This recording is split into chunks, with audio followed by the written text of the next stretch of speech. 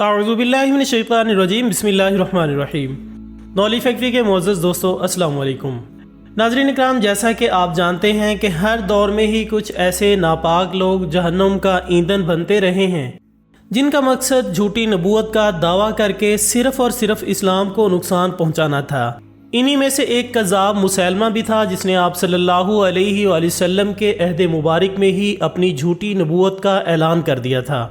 جبکہ اس کے کچھ ہی عرصہ بعد ایک عورت سجا بن حارث نے بھی نبوت کا اظہار کر رکھا تھا،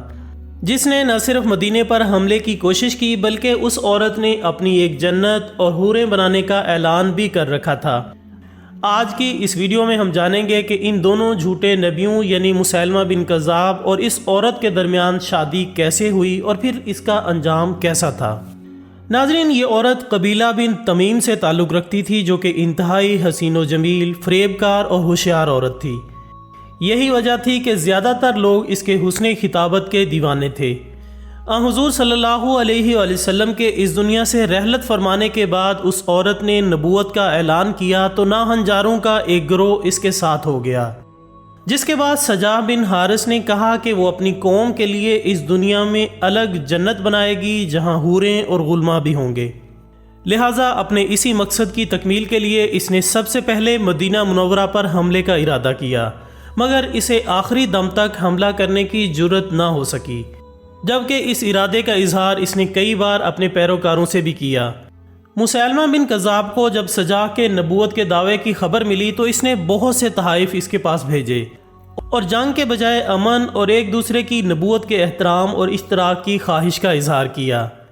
مسیلمہ نے سجا سے ملاقات کی درخواست کی اور پھر اسے 40 پہرے داروں کے ہمراہ ملنے گیا،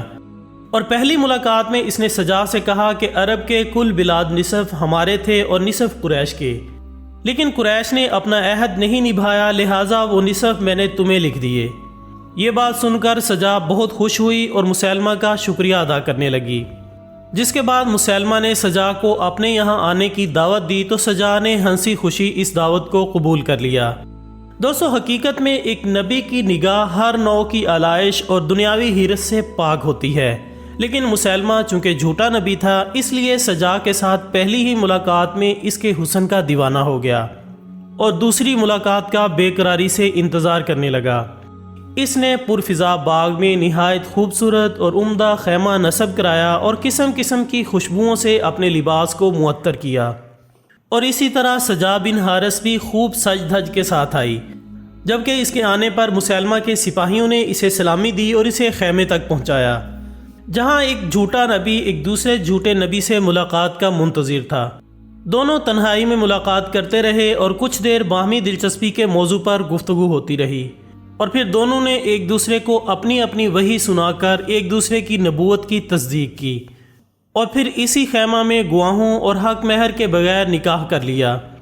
3 روز کے بعد سجا بن حارث اس خیمے سے نکلی، مگر اب وہ سجا زوجہ مسیلمہ کذاب بن چکی تھی۔ اس کے حواریوں نے پوچھا کہ سجا، تم نے یہ کیا کیا؟ تم نے حق مہر کے بغیر ہی نکاح کر لیا؟ سجا نے کہا کہ ٹھہرو، ابھی میں حق مہر کا پتہ کر کے آتی ہوں۔ لہٰذا وہ مسیلمہ کے پاس آئی اور اپنے حق مہر کا مطالبہ کرنے لگی، تو اس نے کہا کہ کہہ دو مسیلمہ نے سجا کے مہر میں فجر اور عشاء کی 2 نمازیں تمہیں معاف کر دی ہیں جن کو محمد صلی اللہ علیہ وآلہ وسلم نے تم پر فرض کیا تھا۔ لیکن جب سجا نے اپنے فالورز کو مسیلمہ کذاب کے نبی برحق ہونے اور نکاح کی خبر سنائی تو بڑے بڑے سردار اس سے ناراض ہو کر الگ ہونے لگے، اور دیکھتے ہی دیکھتے سجا بن حارث اکیلی رہ گئی اور خاموشی سے اپنے ننھیالی قبیلے بنی تغلب میں زندگی گزارنا شروع کر دی۔ اور پھر جب حضرت امیر معاویہ رضی اللہ تعالیٰ عنہ کے زمانے میں 1 سال قحط پڑا تو انہوں نے بنی تغلب کو بصرہ میں آباد کر لیا،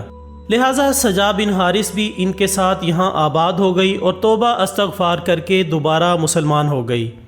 لیکن دوسری جانب مسیلمہ ویسے ہی نبوت کا دعویٰ کرتا رہا، جبکہ اس نے ایسے مسلک کی بنیاد ڈالی جو کہ عین انسان کے نفس امارہ کی خواہشات کے مطابق تھا۔ چنانچہ اس نے شراب حلال کر دی، زنا کو حلال کر دیا، نکاح بغیر گواہوں کے جائز کر دیا، ختنہ کرنا حرام قرار پایا، ماہ رمضان کے روزے ختم کر دیے گئے، فجر اور عشاء کی نماز معاف کر دی گئی، قبلے کی طرف منہ کر کے نماز پڑھنا ختم کر دیا گیا، سنتیں ختم، صرف فرض نماز پڑھی جائے۔ ان کے علاوہ اور بھی بہت سی خرافات اس نے اپنی خود ساختہ شریعت میں جاری کیں۔ چونکہ یہ سب باتیں انسانی نفس امارہ کے عین مطابق تھیں، اس لیے کم عقل لوگ اس پر ایمان لانے لگے، اور اس کا اثر یہ ہوا کہ ہر طرف فواہشات اور عیش کوشی کے شرارے بلند ہونے لگے، اور پورا علاقہ فحاشی اور گناہوں کا گہوارہ بن گیا۔ اس ساری صورتحال کو دیکھتے ہوئے جناب ابو بکر صدیق رضی اللہ تعالیٰ عنہ نے اس کے خلاف جنگ کا اعلان کیا، جسے جنگ یمامہ کہا جاتا ہے۔ اور پھر اس جنگ میں ایک صحابی رسول صلی اللہ علیہ وآلہ وسلم نے اپنا نیزہ پوری قوت سے مسیلمہ بن کذاب پر پھینکا، جس کی ضرب فیصلہ کن ثابت ہوئی اور مسیلمہ زمین پر گر کر تڑپنے لگا۔ جس کے بعد قریب ہی ایک انصاری صحابی رضی اللہ تعالیٰ عنہ کھڑے تھے، انہوں نے اس کے گرتے ہی اس پر پوری شدت سے تلوار کا وار کیا، اور مسیلمہ بن کذاب کا سر کٹ کر دور جا گرا، اور یوں یہ جھوٹا نبی بھی نشان عبرت بن گیا۔ مورخین لکھتے ہیں کہ یہ جنگ جھوٹے مدعیان نبوت کے خلاف آخری معرکہ تھا، جس کے بعد دور صدیقی رضی اللہ تعالیٰ عنہ میں کسی اور شخص کو نبوت کا جھوٹا دعویٰ کرنے کی ہمت نہ ہو سکی۔